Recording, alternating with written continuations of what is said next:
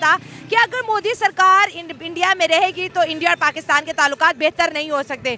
तो तीसरी दफ़ा भी प्राइम मिनिस्टर नरेंद्र मोदी को मौका मिला है इंडिया पर राज करने का, तो क्या अगले 5 साल भी पाकिस्तान और इंडिया के रिलेशनशिप के बीच एक फुल स्टॉप बना रहेगा, एक कहते हैं एक बर्फ का पहाड़ बना रहेगा? क्या दोनों के बीच कोई ताल्लुकात नहीं होंगे?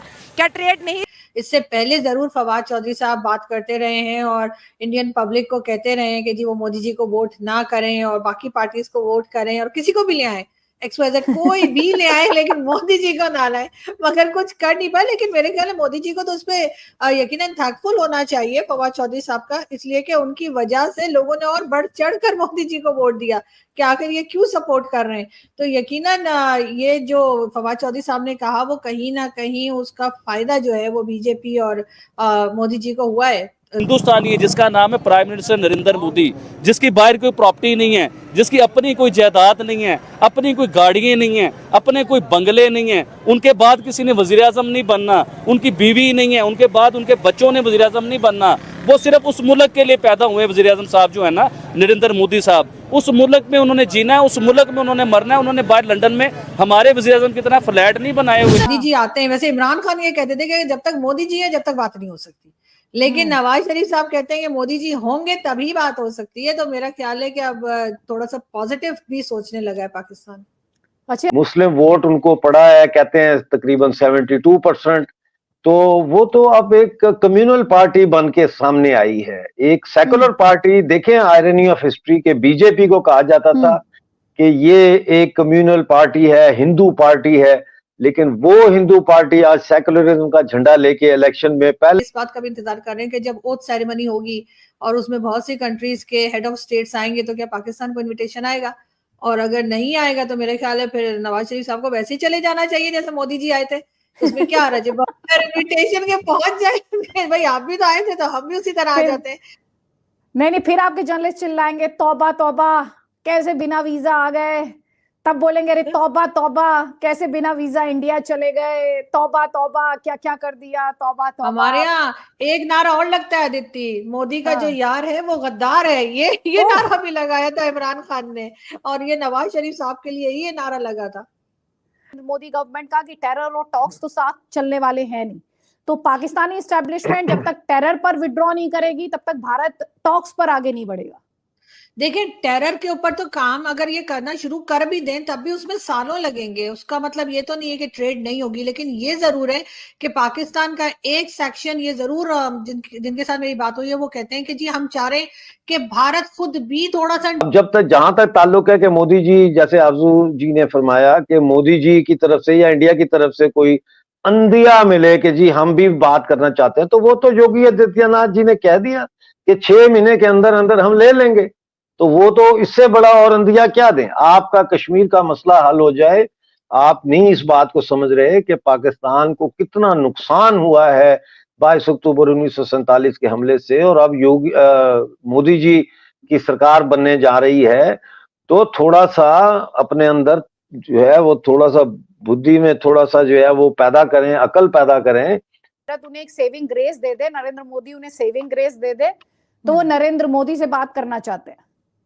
बिल्कुल, कुछ और नहीं कर सकते तो कम से कम ओथ सेरेमनी में हमारे यहाँ से किसी को इनविटेशन दे दें, मुझे ही दे दें, मैं आ जाऊंगा। हाय हाय हाय, तौबा तौबा तौबा तौबा करनी चाहिए। ये दिन भी देखना था कि इनविटेशन की भीख मांग रहा है पाकिस्तान कि हमें बुला लो। अपनी बात कर रही हाय हाय हूं, हाय, मैं भी पर्सन ऑफ एनी पार्टी और एनी गवर्नमेंट नहीं, I know that oath ceremony में अगर इनविटेशन दे देते हैं मतलब ग्रीन सिग्नल देंगे तो मतलब ये बात हो सकती है।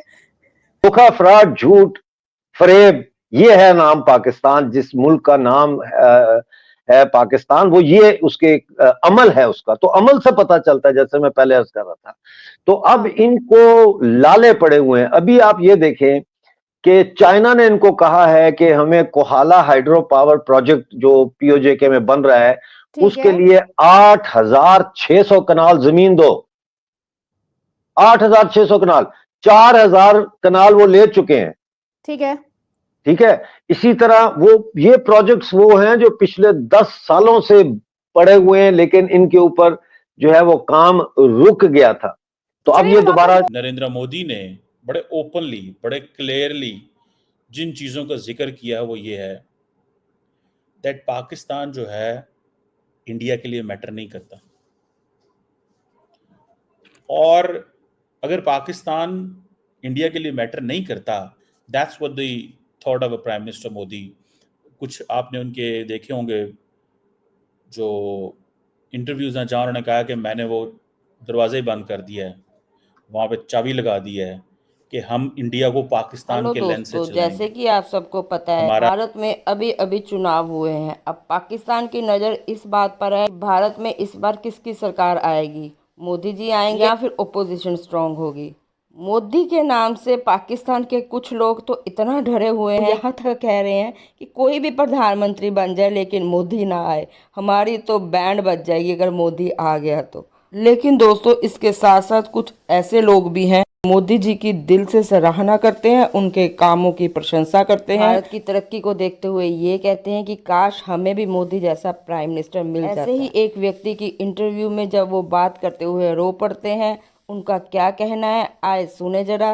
बड़ा ही मज़ेदार जवाब दिया है इस बंदे ने। दोस्तों, इस बंदे की बातें सुनकर आप भी खुशी से झूम उठेंगे और आप भी गर्व से कहेंगे कि हम हिंदुस्तानी हैं, हमें हिंदुस्तानी होने पर गर्व है।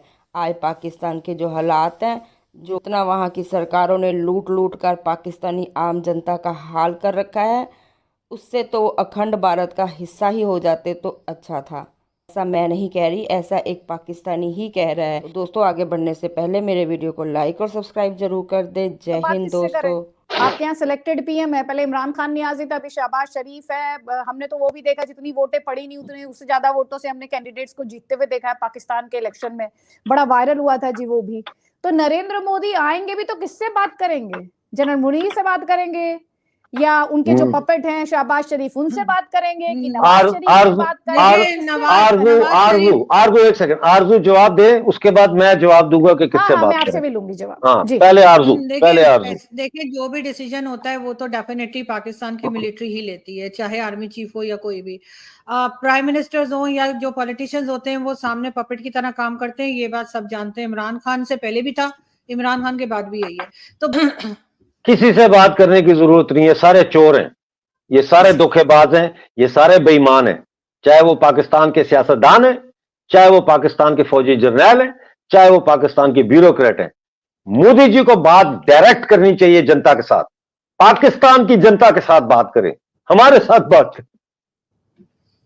जो जुल्म सह रहे, जिनकी बहू बेटियों को अगवा किया जा रहा, हमसे बात करें, हमें आवाज दें। दिल्ली से लाल किले पे खड़े होके खिताब फरमाएं और कहें आ जाओ मेरे बेटे बेटियों, आ जाओ, सब आ जाओ, हम एक हैं। जब उन्होंने ये बयान दिया, तकरीर की, टीवी पे उनका इंटरव्यू आ रहा था, उन्होंने हॉल में जाके सवालों के जवाब दिए, तो उन्होंने कहा, मुझसे कर रहे थे तोबा तोबा ये बगैर वीजे कैसे आ गया, तो मैंने कहा कभी ये हमारा हिस्सा होता था।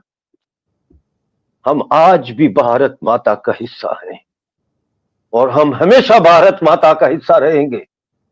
हम मर जाएंगे तो हमारे मुर्दा शरीर से भी आवाज उठेगी, भारत माता की जय। भारत के प्रधानमंत्री को पाकिस्तान की जनता से बात करनी चाहिए, डायरेक्ट उनको दावत देनी चाहिए, आओ हम तुम्हें गले लगाने के लिए तैयार हैं। तुम्हें धोखा दिया तुम्हारे सो कॉल्ड मुस्लिम लीग के लीडरों ने और मौलवियों ने, ये है। Thank you. डॉक्टर साहब, काफी इमोशनल हो गए आप। इमोशनल क्यों ना हो, खानदानों का बंटवारा हुआ, लोगों की गर्दनें कटी, अस्मतें लुटी, बर्बाद हो गए हम। हिंदुस्तान आज कहां से कहां पहुंचा होता अगर बंटवारा ना किया होता। जज्बाती ना हो। ठीक है डॉक्टर साहब, आप मायूस ना हो, उम्मीद पर मैं मायूस नहीं हूं, मैं मायूस नहीं हूं। मैं इस गवर्नमेंट को नहीं मानता, मैं इस फौज को नहीं मानता। ताकत का सरचश्मा अवाम है। मैं आपको गारंटी देता हूं, पंजाब में, सिंध में, बलूचिस्तान में लोग उस दिन का इंतजार कर रहे हैं जब दिल्ली से यह पुकार आएगी कि बहनों बेटियों आ जाओ, हम तुम्हें गले लगाने के लिए तैयार हैं। तुम्हें धोखे से अलहदा किया परिवार से जुदा किया, और फिर अवाम जब बोलेगी कि हां बंटवारा खत्म किया जाए, पार्टीशन कैन बी अनडन, इन्होंने हमें धोखा दिया जो हमारे ऊपर बैठे हैं, जिनके साथ आरजू काजमी कह रही हैं कि निगोशिएशंस करें, तो अवाम का सैलाब फिर कौन रोक सकता है? फिर एक इनकलाब आएगा इस पाकिस्तान की जेल खाना में, जहां सारी कौमें जो है कैद हैं और जुल्म और इस्तेसाल का शिकार